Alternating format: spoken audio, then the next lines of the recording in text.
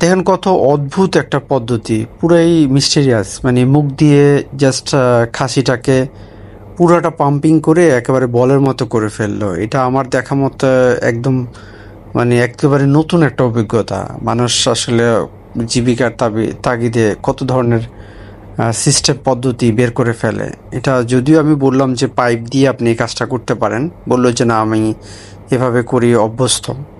So খুব স্বল্প সময়ে উনি পুরো খাসিটাই কেটে মানে চামড়া ছিঁড়ে ফেললো। চামড়া ছিলানোটাই আসলে পুরো খাসির একটা বড় ক্রিয়েটিভিটি, কারণ খাসি কাটতে গেলে বেসিক্যালি চামড়া নিয়ে সবার ভয় থাকে। চামড়া থেকে পশম খাসি শরীরে মানে খুব বেশি পরিমাণে লেগে যায়, যেটা হচ্ছে যে মানে যারা খাসি খায় তাদের জন্য একটা বিরক্তির কারণ, যেহেতু চামড়া থাকলে আসলে একটা খাসির খাওয়ার ক্ষেত্রে একটা চলে আসে, অভুক্তি চলে আসে।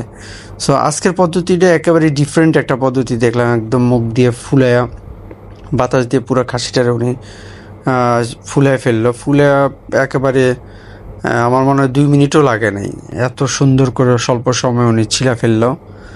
আর যারা আসলে প্রফেশনাল কষাই তাদের টেকনিকই অন্যরকম। ওরা কিন্তু প্রত্যেকটা স্টেপ জানে যে কিভাবে কাটবে, কিভাবে প্রসেস করবে, কিভাবে মাংসগুলা মানে ছুরি চালাইলে অটোমেটিক তুলার মতো বের হয়ে আসবে। তো একেবারে ব্যতিক্রম লাগলো।